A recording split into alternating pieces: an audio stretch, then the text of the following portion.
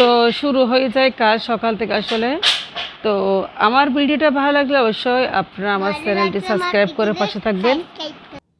তো সকাল সকাল কাজ শুরু হয়ে যায়। হ্যালো এভরিওয়ান, আসসালামু আলাইকুম। সকালে ঘুম থেকে উঠে নাস্তা করেছি। তো গতকাল কিছু কাপড় দিয়েছিলাম, তো কাপড়গুলো আসলে ভীষণ এলোমেলো ছিল, অনেকগুলো কাপড়। তো আমি সপ্তাহে 2বারে কাপড় দিই, ওয়াশিং মেশিনে ধুয়ে ভাঁজ করে রেখে দিই। তো কাপড়গুলো ভাঁজ করলাম, অনেকগুলো কাপড় আসলে। তো এদিকে আজকের আকাশটা খুব একদম মেঘলা মেঘলা, তেমন রোদ উঠে নেই, খুব ভালো লাগছে। তো তেমন গরমও লাগতেছে না, গতকাল রাতে একটু বৃষ্টি হয়েছিল। তো যেহেতু একটু বৃষ্টি হয়েছে, ওয়েদারটা একটু ঠান্ডা হয়েছে, পরিবেশ ঠান্ডা হয়েছে, এদিকে কাপড় দেখেন আলমিরাতে রাখতে হচ্ছে, কারণ দুইটাই ওয়েট ড্রেস, তারপর আমি কাপড় রাখতে পারি না। আমার ছেলে এবং মেয়ে, আমার হাজব্যান্ড, তিনজনের কাপড় দুটো ওয়েট ড্রেস হয়ে গেছে, তো আলমিরাতেই সবগুলো আমার কাপড় রাখি। যা হোক, আমি এগুলা নিত্যদিনের সঙ্গী কাপড়গুলো আমি সবসময় রাফিস করি, এগুলো এক সাইড আছে। আর আলমিরা এক পাশে রাখছি আমার নতুন কাপড়, আমি যেগুলো বাইরে যাই। কি হচ্ছে দেখি আমার দিকে তাকাও, এটা কি উন্না পড়ছ? মা আলিশানে কি পোষ আসছে উন্না পরে, আলিশানে কি উন্না পরে খুব ইচ্ছা, দেখি দেখি ঠিক করে দেবে একটু।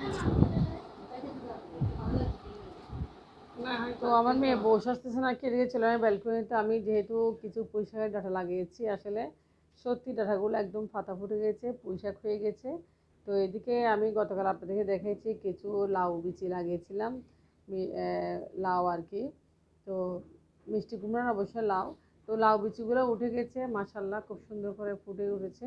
তো আপনারা দেখাচ্ছি, দেখেন লাউ পাতা ধরবে কয়েকদিন পরে। আমি শাক খাওয়ার জন্য বিচিগুলো লাগিয়েছিলাম, তো খুব সুন্দর করে বিচিগুলো উঠে গেছে। তো আমার হাত আসলে লাগাই দিলে হয়ে যায়। আমি একটু একটু পানি দিতে চলে আসলাম। তো সকালবেলা গাছে একটু পানি দিই, ভালো লাগে আসলে আমার কাছে। তো সবগুলা গাছে অল্প অল্প করে পানি দিয়ে দিলাম, পানি দিলে আসলে গাছগুলো ভালো থাকে। তো এখান থেকে আমি মিষ্টি কুমড়া বিচি যেগুলো লাগিয়েছিলাম, এগুলো হচ্ছে মিষ্টি কুমড়া বিচি, সরি। তো মিষ্টি কুমড়া বিচিগুলো লাগিয়েছিলাম মিষ্টি কুমড়া শাক খাওয়ার জন্য। তো ওইদিকে গাছে আনারও ধরছে প্রায় কতগুলো, মাশাল্লাহ অনেক, প্রায় অনেক দিন পর আনারের একটা কলি দেখা যাচ্ছে। তো সবসময় আনারের কলিগুলো ওঠে না, এবার যেমন হোক মোটামুটি আনারগুলো উঠেছে, একটুও পড়ে নাই, ঝরে পড়ে নাই। তো খুব খুশি লাগতেছে, অনেকগুলো আনার ধরেছে আলহামদুলিল্লাহ। আপনাদের দেখাবো আমি আনারগুলো বড় হলে। তো গাছগুলো আমি লাগিয়েছি আসলে একদম পিচ্ছি থেকে, আমার গাছ খুব বেশি ভালো লাগে। তো বেডরুমের পাশে ব্যালকনিটা আমার। তো এদিকে দেখেন আমি গাছে পানি দিয়ে চলে যাবো আমার কাজে, যা হোক একটু নিচে যাব। তো পানি দেওয়া হয়ে গেছে গাছে, এদিকে এসি মেশিন যেহেতু রয়েছে, একটু আস্তে করে আসতে হয়। তো বাইরে গেছিলাম আমার মেয়েকে নিয়ে, একটু শাক আনলাম, মেয়েও টুকুটে কিছু খাইছে, আর আমি আইসক্রিম খেতে গেছিলাম। তো আইসক্রিম খেতে খেতে আসলে ছোটোবেলার কথা খুব বেশি মনে পড়ে গেছে, কারণ ছোটোবেলায় আমি এরকম আইসক্রিম খেয়ে খেয়ে ছোটোবেলায় স্কুলে কত খাইছি। তো আমি এখন আমার মেয়ের সাথে খেয়ে আমি মানে আমার স্মৃতিটাও খুব বেশি মনে পড়ছে ছোটোবেলা। যা হোক, সেই দিনগুলো আর ফিরে পাওয়া যাবে না, কখনো মরে গেল না, অনেক মিস করি সেই দিনগুলো আসলে। তো প্রত্যেকটা মানুষের জীবনে সেই স্মৃতিগুলো হয়ে থাকবে অমর হয়ে। আমার জীবনেও কিছু স্মৃতি রয়েছে, বিশেষ করে আমার মাকে খুব বেশি মনে পড়ে। আমার মা বেঁচে নেই, বাবু নেই। তো খুব বেশি মনে পড়ে মাকে। তো এই এই কথা। তো কান্না চলে আসতেছে আসলে ছোটোবেলার কথা, মা থেকে তখন মানে 1 টাকা 2 টাকা নিয়ে আইসক্রিম খেতাম, কত মজা সেই আইসক্রিম। সেই দিনগুলা আর কখনো ফিরে পাবো না, বিশ্বাস করেন। আমার আসলে ভয়েস সেট করতে গিয়ে আমার খুব কান্না চলে আসছে, মানে অনেক আইসক্রিম খেয়েছি। তো দিকে চলে আসলাম শাক, আমার মেয়ের জন্য শাক নিয়ে আসলাম। তো আজকে আমি খুব ইমোশনাল হয়ে গেছি আসলে, আমার মার কথা মনে পড়ে গেছে হঠাৎ করে আমি ভয়েস সেট করার সময়। তো যা হোক, কেউ কিছু মনে করবেন না। আসলে মায়ের কথা মনে পড়লে তো আপনারা জানেন, মানে যাদের মা রয়েছে, মায়ের কথা মনে পড়লে অবশ্যই চোখ দিয়ে পানি এমনিতে চলে আসে।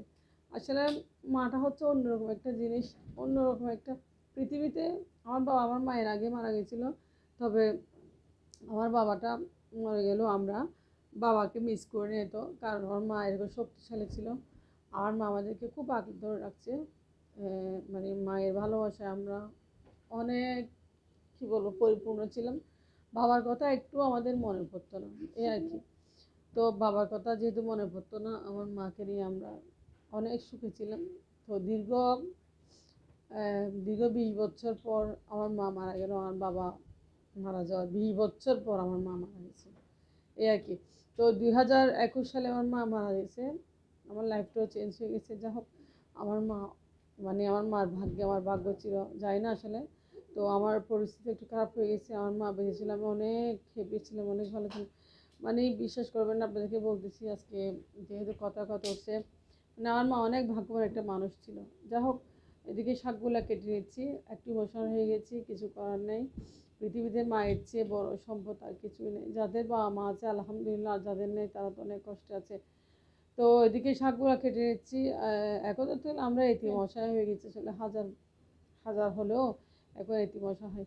তো বাবা মার কথা খুব বেশি মনে পড়ে আসলে, মানে খুব বেশি, বিশেষ করে মায়ের কথা বেশি মনে পড়ে। তো আমার মা এরকম বুড়া হয়নি, আমার মায়ের কোনো সেরকম কোনো কঠিন রোগও হয়নি, আমার মা এমনিতে স্ট্রোক করে হঠাৎ করে মারা গেছে। মানে এরকম কোনো বয়সও হয়নি। সেজন্য আমি আমার মায়ের মৃত্যুটা মেনে নিতে পারি না, মাঝে মাঝে খুব মনে পড়ে। তো আমার মা মরে গেছে 4টা বছর হয়ে গেছে মোটামুটি। এই 4 বছরে আমি আমার মাকে ছাড়া আছি, আমার মাকে কল না দিয়ে আছি, এই আর কি। যে মা মেয়ের সাথে প্রতিদিন কথা হতে, দিন কথা হতে, সেই মেয়ে আজকে তার মাকে ছাড়া। হ্যাঁ, তো ছোটোবেলার কথা খুব মনে পড়ে আসলে, এই আইসক্রিম খেতে গিয়ে আমার এই ছোটোবেলার কথা মনে পড়ে গেছে। তো আমি শাকগুলো কেটে নিচ্ছি, আমার বাচ্চা দুপুরে শাক দিয়ে ভাত করে, বিশেষ করে আমার মেয়েটা খুব বেশি পছন্দ করে। তো ওই জন্য বাইরে গেছিলাম, একটু শাক নিয়ে এসেছিলাম। তো এগুলো হচ্ছে কলমি শাক। তো কলমি শাক একটু ভুনা করলে, তেলে বেশি তেল দিয়ে ভাজি করলে বাচ্চারা বেশি পছন্দ করে আসলে। তো এই গরমের দিন আসলে মাছ মাংসগুলো আমার বাচ্চারা খুব কম পছন্দ করতেছে। তো ডিমে আবার ডিম বা কত খাবে ওরা, ডিম অনেক খায় আসলে। তো গতকাল ডিম দিয়েছেন ছেলেকে, ডিমও নিজেও খাই না, ডিম রেখে দিয়েছেন। তো বরবটি শিম আমি রান্না করবো রাতের জন্য শুটকি দিয়ে। তো আজকে আমি দুপুরে সব কিছু কেটে কেটে নিচ্ছি, এখন শাক কাটা হয়ে গেছে, এখন আমি বরবটি শিমগুলো কেটে নিচ্ছি। আর আমি দুপুরে একবারে রান্না করি আর রাত্রে রান্না করি না। তো শিমগুলো অনেক ফ্রেশ ছিল, বাসায় শুটকি আছে, চিংড়ি মাছের শুটকি। তো রাত্রে রান্না করবো শিমগুলো। তো খুব ফ্রেশ শিম, এগুলো গতকাল আমি এনেছিলাম। আসলে বাজারটা বিশেষ করে আমাকে বেশি করতে হয়, কারণ আমার হাজব্যান্ড অফিসের খুব প্রেশারে থাকে, উনি আসে যে রাত্রে। তো উনি আসে আসলে, উনি মাঝে মাঝে করে। তো আমার হাজব্যান্ড যেগুলো বাজার করে এগুলো উনি আসলে ওনার মতো করে করে সপ্তাহে একবার।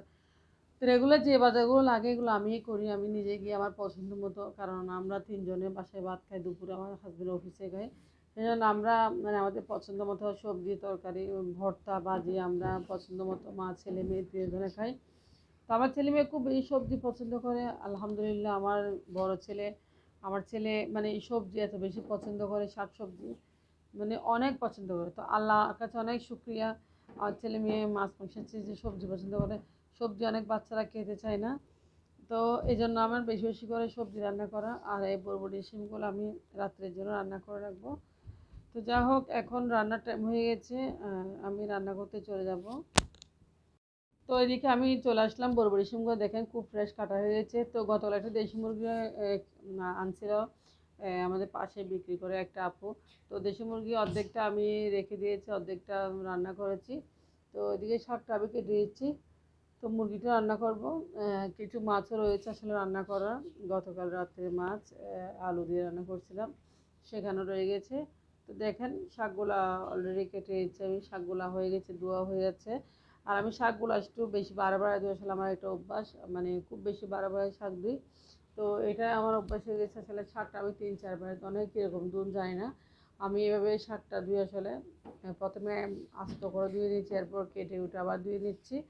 কারণ বাজারের শাক কত জীবাণু নোংরা থাকতে পারে, সেজন্য শাকটা আমি একটু বেশি দিই। আর কলমি শাক যেহেতু খুব মজা আসলে, শুকনো মরিচ দিয়ে ভাজি করলে বেশি মজা, অনেকে খুব বেশি পছন্দ করে কলমি শাকটা। তো আমি কলমি শাকটা ধুয়ে নিয়েছি, এখন চুলায় আমি বসিয়ে দেবো রান্না। তো দেখেন তেল এবং রসুন বাগার দিয়েছি, তাই শাকটাও দিয়েছি। এভাবে রান্না করি কলমি শাকটা আমি আসলে, কয়েকটা কাঁচামরিচ বা শুকনো মরিচ বসাই দিব পরবর্তীতে। তো খুব মজা হয় আসলে, তেলের সাথে ভেজে নিলে খুব মজা হয়। তো দেখেন সামান্য পরিমাণ লবণ দিয়ে আমি ঢাকনা দিয়ে বসে দেবো, আর শাকটা 10 মিনিটে হয়ে যায় মাশাআল্লাহ, বেশিক্ষণ লাগে না। খুব খিদে পেয়েছে আজকে আসলে, সকাল নাস্তা করেছি, তেমন ভালো নাস্তা করে নেই, কারণ আজকে একটা আপু আসলে পরোটা নিয়ে এসছে, আর আমার পরোটাগুলো খেতে ইচ্ছে করে না, আমি মনে করছিলাম ভাজি আর রুটি বানাবো, এটা বানাতে পারি নাই। তো শাকটা হয়ে গেছে, দেখেন আমি এখন মুরগিগুলো রান্না করে নেবো। দেশি মুরগিগুলো ধুয়ে নিয়েছি একদম, মুরগির চামড়া সহ নিয়েছি আমি, আসলে খেতে খুব মজা, দেশি মুরগির চামড়া খুব ভালো লাগে। জানি না আমার কেমন ভালো লাগে না, তারপর রান্না করতেছি যেহেতু আমার হাজব্যান্ড কষ্ট করে মুরগিটা পরিষ্কার করে দিয়েছে গতকাল। যাই হোক, এখন এদিকে এগুলো ধুয়ে নিয়েছি, দেখেন খুব পরিষ্কার করে ধুয়ে নিয়েছি। একদম। তো ওইদিকে দেখেন মাংসগুলো আমি ধুয়ে নিয়েছি খুব সুন্দর করে একদম, আর চামড়া সহ ছিল বলে খুব মজা হবে। এখন রান্নায় চলে যাব। তো দেশি মুরগিগুলো আমি একটু ভুনা ভুনা কষা কষা করে রান্না করে নিচ্ছি। দেখেন রান্নাটা হয়ে যাচ্ছে। আজকে খুব বেশি খিদে লেগেছে আসলে। তো নামাজটা সেরে চলে আসছি, আমি জোহরের নামাজ পড়ে ফেলছি আলহামদুলিল্লাহ। কারণ আমি একটু আর্লি নামাজ পড়ার জন্য আমি গোসলটা খুব তাড়াতাড়ি করে ফেলি। রান্না বান্না একটু দেরি হলে আমি গোসলটা করে ফেলি। তো দেশি মুরগির চামড়াগুলো অনেক মজা হবে। তো রান্না হয়ে গেছে, আমরা এখন দুপুরে চলে আসলাম। এদিকে মুরগির মাংস, এদিকে মাছ, আলু এবং শাক। আজকে আমার দুপুরের লাঞ্চ হচ্ছে এগুলা। ভাত নিয়েছি, আমি খেতে বসে গেলাম। আমি শাক খাবো মরিচ দিয়ে, খুব বেশি ভালো লাগে। তো আমার ছেলে মেয়েকেও দিচ্ছে, ওরা হাত দিয়ে খাচ্ছে, আমিও খাচ্ছি এদিকে শাক দিয়ে। তো বিশেষ করে আমার কাঁচামরিচ দুপুরে শাক আর ভাত এত যে ভালো লাগে। আমি একটু শাক পেলে আসলে এক দুইটা কাঁচামরিচ পেলে আমার ভাতটা খাওয়া হয়ে যায়। অনেক মজা করে খায় আসলে, খুব বেশি ভালো লাগে মাশাল্লাহ। যা হোক দেখেন আমি খাচ্ছি ঝাল ঝাল কাঁচামরিচ দিয়ে। তো আপনারা অবশ্যই আমার জন্য দোয়া করবেন, আর বেশি বেশি করে দোয়া করবেন। তো আমার চ্যানেলটা সাবস্ক্রাইব করে অবশ্যই পাশে থাকবেন আপনারা। তো আপনার সাথে খেতে খেতে চলে যাচ্ছি। আপনারা ভালো থাকবেন। তো আমার ভিডিওগুলো অবশ্যই আপনারা যদি দেখেন চ্যানেলটি সাবস্ক্রাইব করে পাশে থাকবেন। তো লাইক কমেন্ট শেয়ার করবেন আপনারা বেশি বেশি করে। তো আল্লাহ হাফেজ। আসসালামু আলাইকুম।